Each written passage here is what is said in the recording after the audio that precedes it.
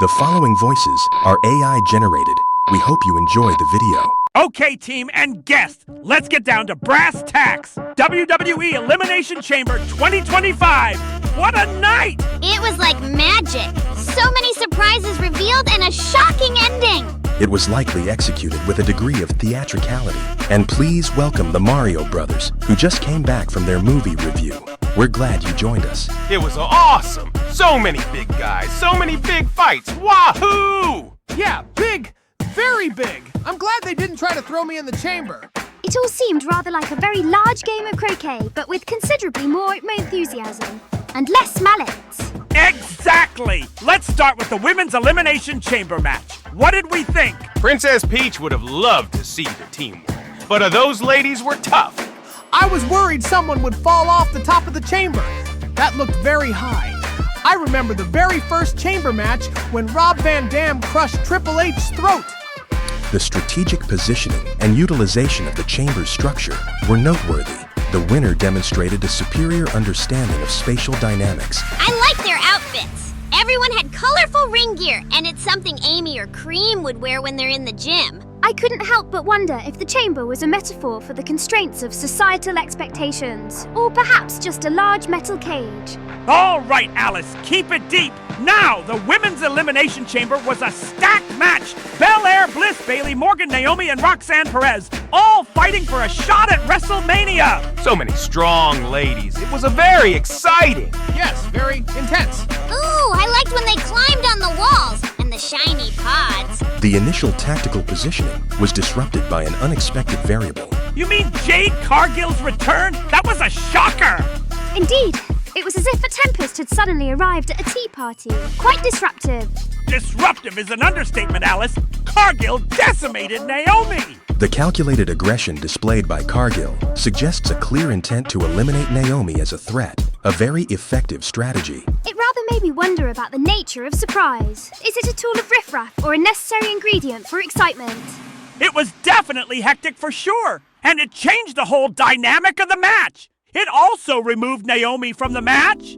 That changed everything. Bingo! Then the rest of the match proceeded, with Bianca Belair eventually winning. Belair demonstrated superior resilience and adaptability, overcoming the psychological impact of the earlier disruption. Next up, we had Trish Stratus and WWE Women's Champion Tiffany Stratton teaming up against Nia Jax and Candice LeRae. Tiffany! Go Tiffany! She's the best! It was a good tag team match. Lots of teamwork. Nia Jax was a menace and a big threat. She'd make a great boss if she was a major enemy in our games like Bowser's minion. The disparity in physical size presented a significant strategic challenge for Stratus and Stratton. I found the dynamics of the partnerships quite intriguing. It reminded me of the Queen of Hearts court, but with less shouting, mostly.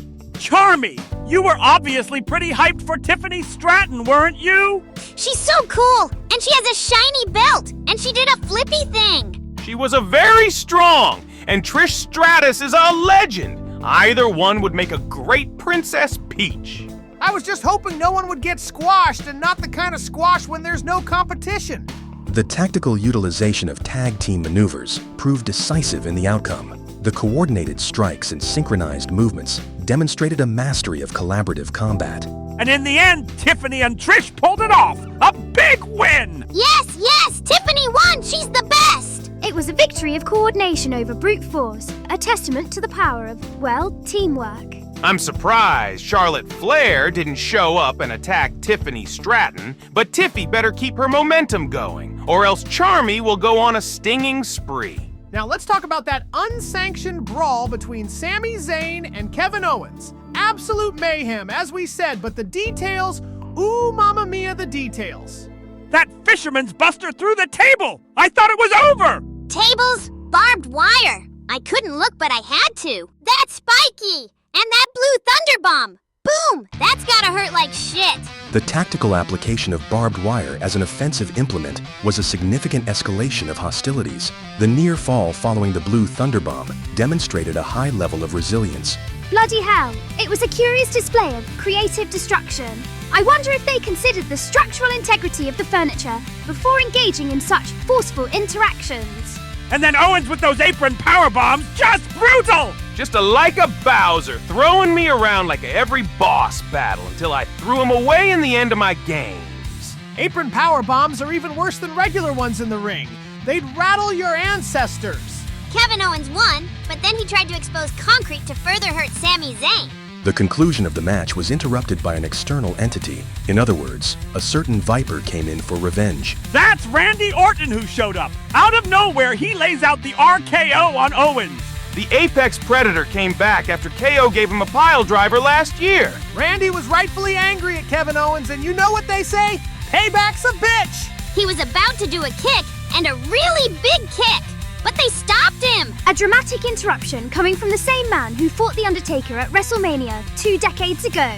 Like a sudden storm, a perfectly adequate tea party. Randy wanted to punt Owens' head, but security stopped him. Then he RKO's 4 security guards. That's right, 4! That's a lot of RKOs, like the spaghetti from my family reunions. Those poor security guards. They should have come in sooner to stop Kevin Owens from unaliving Sami Zayn. The rapid succession of RKOs against the security personnel demonstrated a clear intent to establish dominance and a disregard for authority. Ironic, considering that Randy used to be a part of the Authority faction a decade ago. The security guys went thwack, thwack, thwack, thwack. That little bugger needs a little cup of tea after screaming. This match was indeed packed full of action. I wonder what the implications of a punt kick are. That's simple, Alice. When Randy gives you the punt kick, not only will it knock you out, but you'll be also severely injured and taken to the hospital by being in a stretcher. Yeah, it's super powerful. So much so the move was banned for a while until COVID happened. The kinetic energy generated by the punt kick, when applied to the cranial region, can result in significant trauma. Just ask Chris Jericho, The Big Show, Shawn Michaels, Husky Harris aka Bray Wyatt, John Cena's dad, and even the grapefruit guy Vince McMahon. Espio's putting it mildly, Alice. Randy Orton's punt kick? That thing puts people on stretchers, damn it! They go whoosh and then bam! Guys end up in the hospital, out of action for months. It's brutal as hell. Historical data indicates a high correlation between the application of the punt kick and prolonged periods of incapacitation. Translation: the punt kick will keep you out of action for a long time. So let me get this straight. It's a decisive method of conflict resolution with a high probability of involuntary hospitalization. Bingo! That's why security was all over him. They knew what he was trying to do. It's like a super duper kick to the face on all fours, but even scarier. Dangerous, too. That's why I stick with plumbing and jumping on enemies rather than full-on kicking their noggins. I would only do the kick when I'm really angry. The attempted application of the punt kick suggests a high degree of emotional duress because in 2009, Randy was diagnosed with intermittent explosive disorder or episodic discontrol syndrome. Ooh, that makes sense. It's a percussive exclamation point to a disagreement. How efficient. Efficient and dangerous. That's Randy Orton for you. That's enough chatter on the punt kick. Now it's time for the main event, the Men's Elimination Chamber match. The competitors are John Cena, CM Punk, Damian Priest, Drew McIntyre, Logan Paul, and Seth Rollins. And whoever wins the match gets to face Cody Rhodes for the undisputed WWE Championship at WrestleMania. This was the big one. So many big guys in one cage. It wasn't your typical wrestling cage, Mario. It's the Elimination Chamber. Look at the chains, the glass, and the metal flooring. The initial engagement between McIntyre and Rollins established a pattern of aggressive dominance. It was a curious display of confined aggression, like a very energetic game of sardines, but with more impact. McIntyre was on fire. He decimated Rollins, especially that turnbuckle spot. And then Priest came in. He was big too. Priest's entry shifted the momentum, establishing a new dynamic of power. And then the douchebag Logan Paul showed up and got lucky with that punch and slammed Priest. That was a sneaky punch, and that's my move when I jump for coins and mushrooms. I don't like sneaky, especially when I had to do ghost hunting. A curious display of opportunistic aggression. Is luck merely a matter of timing or a fundamental force of chaos? That's normal for us, Alice. Then Rollins hit that super kick, but Priest kicked out. And then Cena came in. John Cena. It's that guy who you can't see, but he was there. He was very enthusiastic, but changed his demeanor by the end. Cena's entry introduced a variable of experience and strategic acumen. but McIntyre just Claymored him, and Priest rolled him up! Then McIntyre Claymored Priest out too, and Paul eliminated Priest with a frog splash. That frog splash. He was a flying like a Luigi in his frog suit back in the day during the events of our third game on the NES. For me, I was better at swimming than flying when I wore the frog suit back then. The aerial maneuver executed by Paul demonstrated a calculated risk, resulting in the elimination of a significant threat. And then finally, CM Punk! Things got even crazier when Punk arrived. Punk had a stare down with John Cena, and it was intense, and the crowd went a wild. Intense, but at the same time exciting to me. Then they started punching. Pow! Bam! The initial confrontation between Cena and Punk established a renewed dynamic of aggression. A clash of titans indeed. A most theatrical display of conflict resolution. But then Logan Paul took them both out, but Punk got him with the GTS! Gone! Logan Paul absolutely deserved to lose after what he's been doing to ruin the fun. Then Cena and Punk hugged it out. They hugged all right, and then they fought again! Cena and Punk teamed up for a heart attack on Rollins! Then a handshake, a hug, and then all-out war! The temporary alliance followed by immediate conflict suggests a complex interplay of strategic calculation and emotional volatility. A curious dance of camaraderie and conflict. Is friendship merely a temporary truce in the grand theatre of combat, fellas? It's every man for himself, Alice! The commentators say that all the time! But anyway, Cena got the upper hand with his signature moves, but Punk fought back! They traded submissions! Attitude adjustment, STF. They were going all out. It got a lot faster when Cena was attempting his 5 moves of doom. They were like wham, grab, twist! Punk took Rollins out outside the chamber.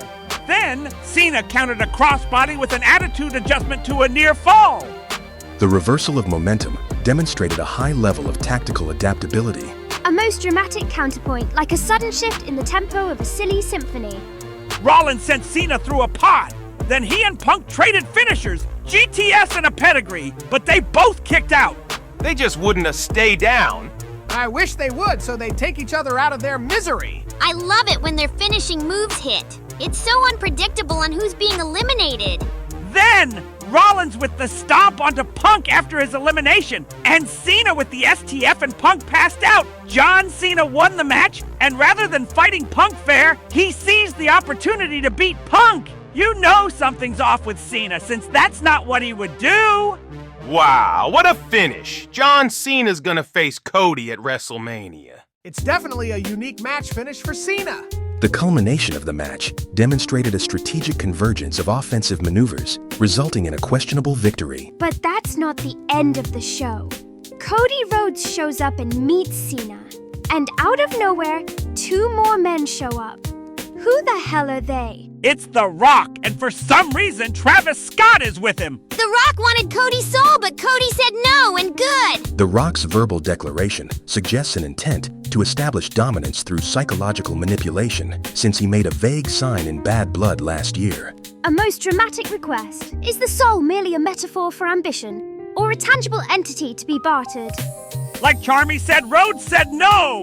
And then, Cena? He attacked Rhodes! Holy shit, that was unexpected! Cena, of all people, attacking a Cody? That's a surprise. But they were hugging. I thought Cena would be supportive of Cody. And then Cody started to bleed thanks to Travis Scott beating him up as well, and for real. The sudden shift in Cena's behavior indicates a calculated betrayal. Cena just turned heel!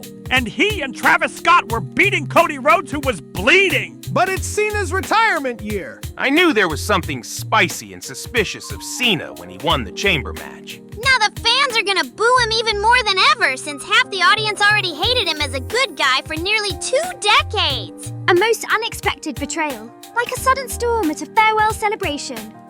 This is insane! Cena just destroyed Rhodes, and he's standing there with the belt, and he, along with Travis Scott and The Rock, posed and stood tall. The data suggests a radical shift in Cena's alignment, potentially motivated by a desire for dominance. It's quite the most perplexing turn of event, and a dark way to end a show for me. Is this a farewell performance, or a declaration of a new era of domination? I don't know, Alice, but this is unbelievable! John Cena, the ultimate good guy, just turned heel! In his retirement year, this changes everything. What a way to end a show!